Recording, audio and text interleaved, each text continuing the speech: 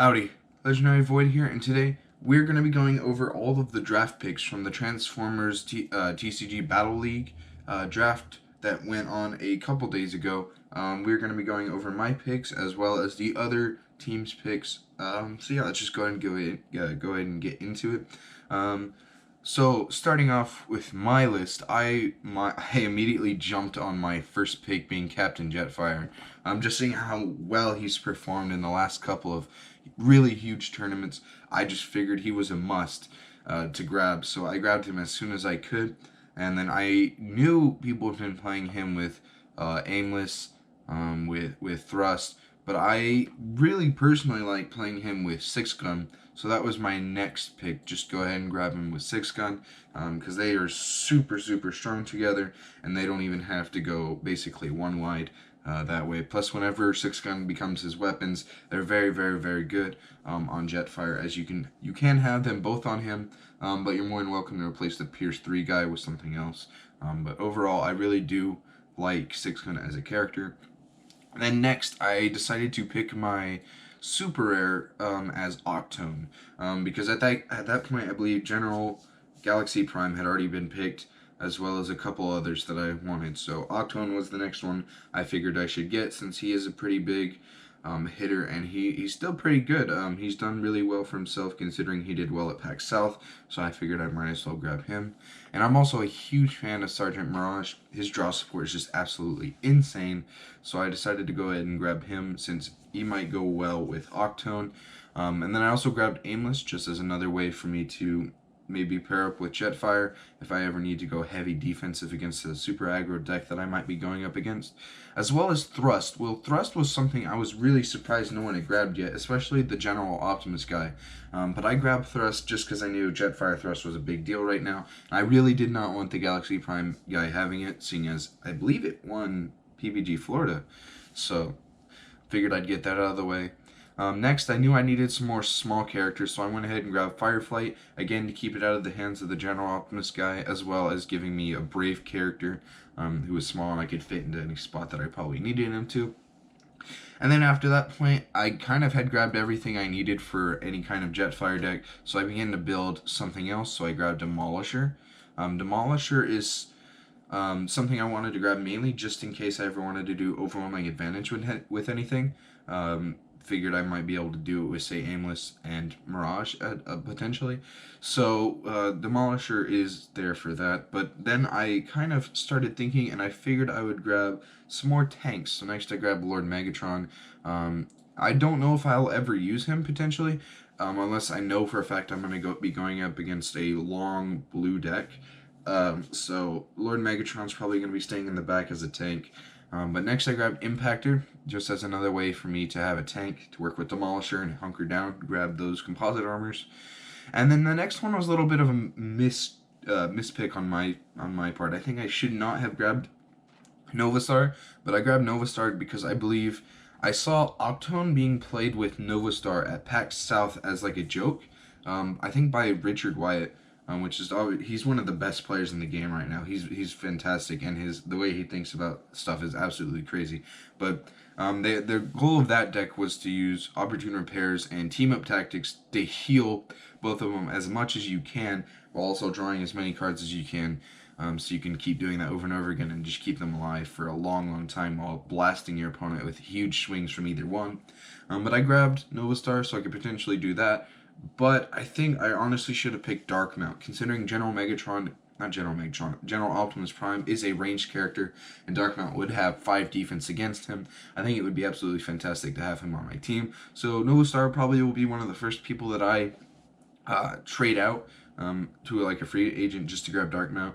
But yeah, I don't think Novastar was the right choice, even though I do really like the Octo Novastar combo. Next, I picked General Megatron just as another potential tank for me to use. I could use General Megatron Impactor with Fireflight, or even with Aimless if I wanted to.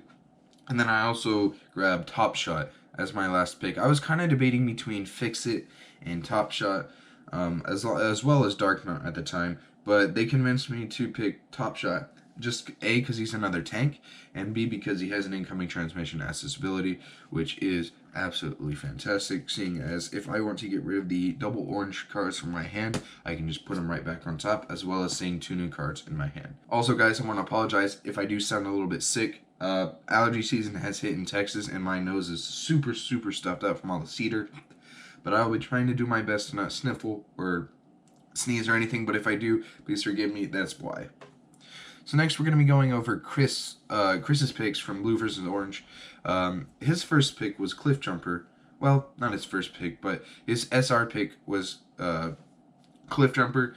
I assume because he wanted to build some sort of a card deck. Next was General Prime from Wave 3. A very good universal card, whether you want to go aggro or blue. It kind of just fits in either one just because it's bold one, tough one, all across the board. Really fantastic card. Next was a smart pick on his part was RC. Just absolutely destroying all those heavy blue decks with a guaranteed pierce equal to her attack. Plus healing across isn't that bad of a choice either if he wants to go that route. Next, he grabbed Prowl from Wave 1. This was kind of, I believe, a counter pick to something someone else picked. Someone else was also trying to build a card deck, and he grabbed Prowl mainly as a way to counter that person's pick, while also starting to build his own card list. And then he also picked Fire Drive, which was a fantastic pick in my opinion. Fire Drive is a solid Battle Master, as you can draw a card every time it attacks. Plus, the battle side, the weapon side of the card isn't that bad either. And he also grabbed Night Flight as a counter pick, which is absolutely huge when dealing with Cameron, because I believe Cameron was trying to put together the Airstrike Patrol. And he grabbed Night Flight, which was one of the other 4-cost planes at the last second, so it throws off the way he's going to be able to build those decks, because he's forced to be playing 2 5-costs and the 4-costs instead of a 5 and 2 4s. Although I don't know how much he'll use that himself. And then next, he picked Ion Storm. I think he just needed a big blue beat stick as a way of also getting rid of upgrades, say, on General Prime, should he ever come across that. And then next was Dead End, another choice for him to build a card deck. Essentially, since Cliff Jumper lets you draw a card, Dead End draws a card when he flips the bot mode. That's 2 cards instead of just the 1. Really strong draw engine that way. And he also got Calibers, probably as a way to counter Cameron's Springer, so that he can just continue to deal damage every time he scraps a card to draw. So, next he got Sergeant Skywarp, which I believe the Wave 3 one, which likes secret actions. I'm not really sure why he got Skywarp, to be perfectly honest. I've never seen anybody even play the card, so I'm not really sure why that was one of his choices, but I mean, if he really wants to go some heavy secret action route, I mean, he's more than welcome to with Sergeant Skywarp. And then next, he picked another card, Nightbird, the mercenary who lets you play action from your opponent's scrap pile if she kills one of their characters. That was a really good choice. Personally, if she wants to do a blue card deck, Nightbird is probably a solid choice for that. And then next, he picked Razor Claw, which is another solid choice for a orange deck, seeing as he can attack an untapped character when he flips to bot mode, just grenade launcher, supercharge it, then flip, and then you can just attack whoever you want while dealing massive damage to them. And then next is Roadhugger, which is another blue card that he's going to be able to play in that list. You tap it, deal 3 damage to, or not deal 3 damage, add 3 attack to any character on your side of the field, and boom, that's basically a leap in a battle onto one of your guys without actually having to play that card. It's just at the cost of any blue in your hand.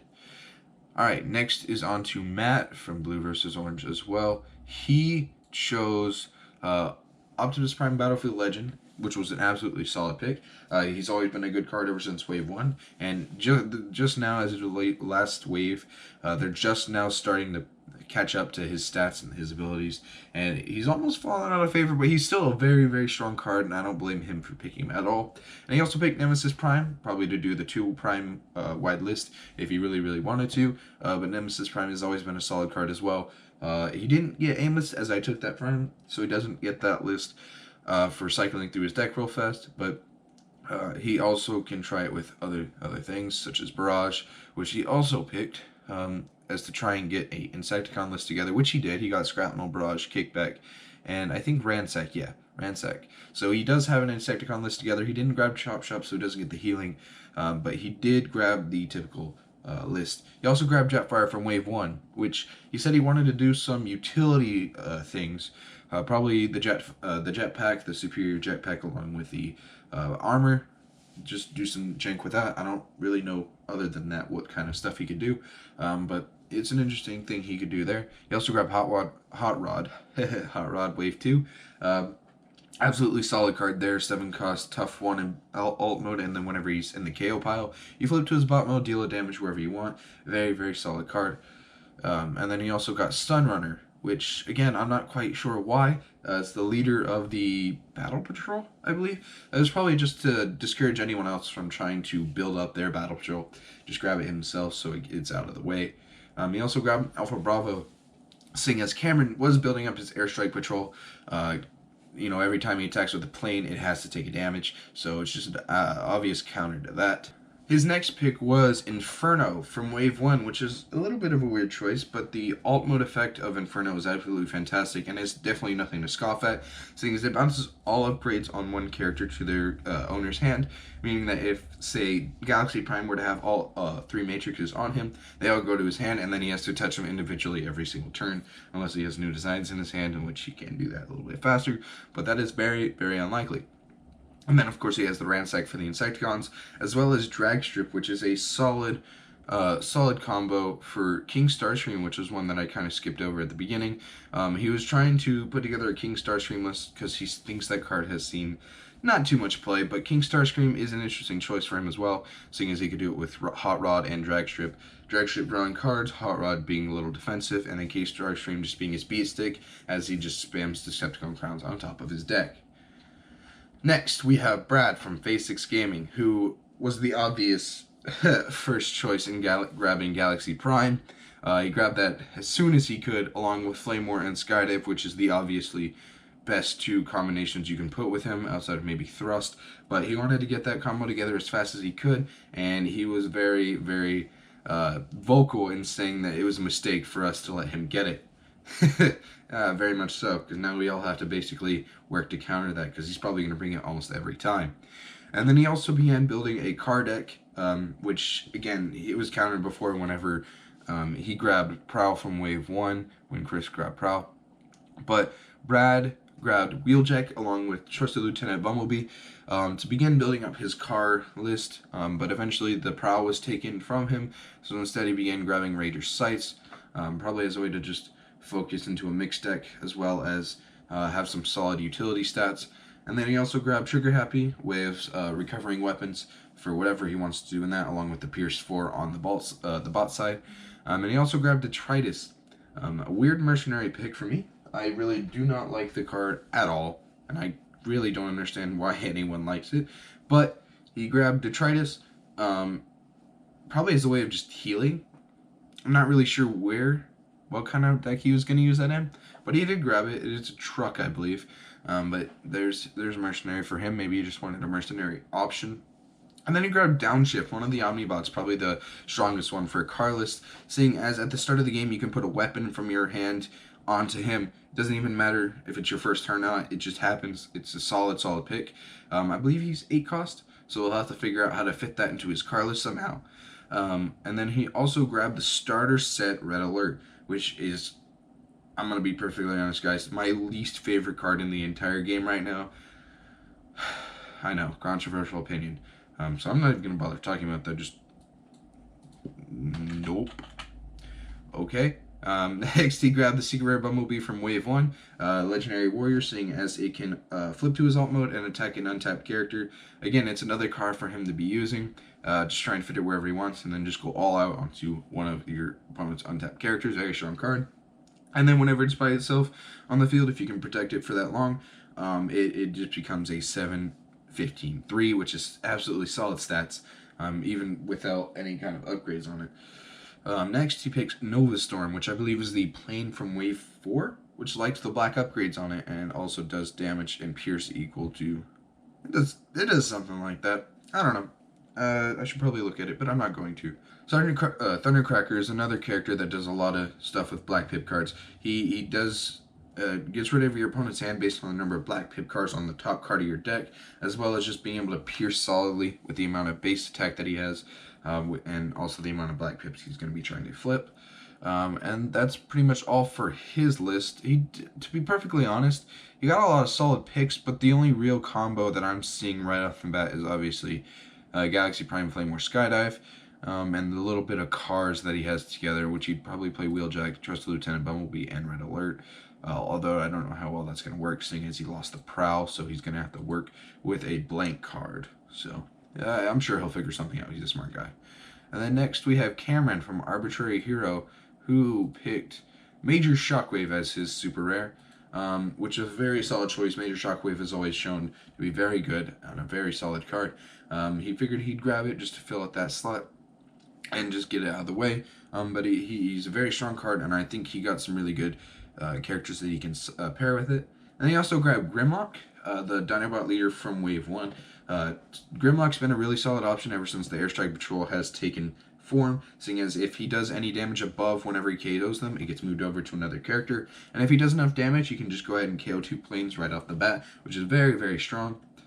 And he also grabbed Optimus Prime from the starter set, which is very, very strange. I believe he has Bold 1 in his bot mode, along with drawing a card every time he flipped to his alt mode. I'm really not quite sure why he did this. It is a 7-cost truck. I mean, he might be able to fit it somewhere just as draw support, but it's never really been the best option. But, I mean, hey, if he can figure out how to use it, he's props to him, I guess. And then he also went ahead and started grabbing other Dinobots. Since he was already grabbing Grimlock, he grabbed Sludge to move all the damage off Grimlock and heal him, while probably KOing Sludge just to bring him back and heal again. Next you have Starscream Air Commander, seeing as he already had all those little planes for the Airstrike Patrol. Starscream seemed like an obvious choice just so that he can probably get that 3-4 damage to whoever he wants whenever he flips the bot mode. It's a very, very solid choice. And then he grabbed the Airstrike Patrol, of course, Tailwind, Stormcloud, and Visper. We all know what those do, just green pip, and it's +2/+1 defense. Very, very strong combo right there, along with Springer, the Sergeant Springer from Wave 4. Yeah, the Triple Changer, who lets you flip to mode, scrap a card based on which one it is, and then draw 2 cards, as well as if you have 7 or more cards in your hand, you can play another action and upgrade. Very, very solid choice, especially when it is a common card. He also grabbed Ultra Magnus, the super rare, who starts with an Ultra Magnus armor. I'm not quite sure why he grabbed Magnus. I think he just figured he might as well get it out of the way so no one else does. But he grabbed Magnus. He's probably going to figure out some way to use that. Probably pair it up with, say, maybe even the Airstrike Patrol and try to do something with that. But he did grab Magnus, and he also grabbed Swoop as his final Dinobot to pair with Sludge and Grimlock. He's probably going the Specialist way, seeing as it is a 2 Specialist, probably Field Communicator, do some stuff with that. As well as you can also play it with Springer and try and go do the, what's it called, Daring Escape deck. I don't know, he didn't grab Fix It or Red Alert, no, not Red Alert, Red Heat. Yeah, he didn't grab Red Heat or any of the other cards that really are for that deck, but he did grab Lionizer and Sandstorm. Probably Sandstorm going to be played with maybe Springer as a 2-wide, just draw, and then Sandstorm has attack equal to the number of cards in your hand. It's very bizarre picks to me, be perfectly honest, Cameron. I'm not really sure what you were going for. I think you were just trying to maybe get him out of the way. I don't know, maybe, we'll see.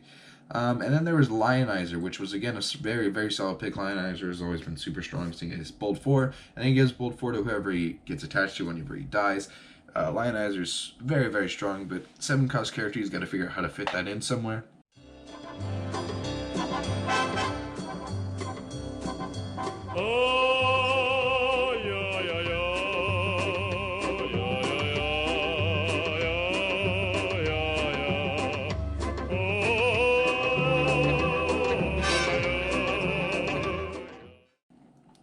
And that's it for Cameron. Next is Brian from Computron's Lab, who actually wasn't there for the draft, so he got to pick from what was left afterwards. So, of course, he's going to go ahead and grab anything that he can that pairs well together. So, of course, he grabbed Blaster along with Frenzy, Steeljaw, and Ramhorn.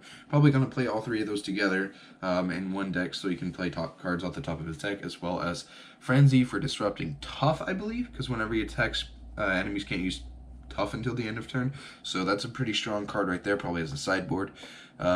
and he might have Ironhide as his starting character from Wave 2, which is a 4-10-2, which with Bold 1 built in, so he's a very strong first attacker. And then whenever he dies, he gives Pierce to do whoever he wants when he flips to bot mode in the KO area. As well as Steeljaw and Ramhorn, who give Bold 1 to any characters with 10 stars or more, and Ramhorn, who is a force field tank. So if you have a force field in your hand, whenever you defend, you can put it onto him without your opponent being able to interact with it in any way. There are very few ways they can actually interact with it. I think Sandstorm might be able to deal with it, but I'm not really sure the interaction process between that. And then next, he grabbed all 3 pieces to the Omega Supreme Combiner, which maybe is a smart choice. I don't really know how viable Omega Supreme is in this kind of format. His Pierce is just absolutely insane, and if you can live for long enough to keep as much damage off of those guys as you can, it's very, very strong whenever you combine in that he's got Laser Cutlass Pierce 7. Very, very strong. And then next he picks Sandstorm, the triple changer from Wave 4, who just is an all-around counter to everything, basically. It does +2 to melee and alt in his alt 1 mode, +2 defense against ranged in his alt 2 mode, and then whenever you flip to bot mode, it does 1 damage to a specialist, I believe. And a lot of really good cards right now are specialists, so dealing 1 damage is definitely nothing to scoff at. Yeah, and he picked Powertrain as the leader to the Off-Road Patrol, I believe. I believe it gave Bold 1 to all of them, as well as being the buffer from whenever he flips to bot mode, and he gets +1/+1 for each one in the KO pile. But I don't know if he grabbed any other off-road. No, he grabbed high jump and tote. I think he initially had a different one as well, but he traded it out for Traxodon since he needed a uncommon. Since the only other one he had was Ironhide. But yeah, he picked 3 of the off-road patrol, so he definitely can try and do something with that if he wanted to, as well as Traxodon to flip white pips and deal damage to your opponent, making their base defense 0, which is a very, very strong effect that I don't think any of us should underestimate. But yeah, that's everyone's team so far. I don't know if we're going to be getting anyone else to pick teams, or this is going to be everyone. I'm pretty sure this is going to be everyone. But I think the first rounds are going to be decided in a week or so's time. But yeah, that's pretty much it. Thank you guys so much for watching. If you think anyone could have picked better picks, just let me know in the comments. And if you see anything that I don't quite see myself, don't forget to let me know, and I'll take that into consideration. So thank you guys so much for watching, and as always, have a phenomenal day. Peace.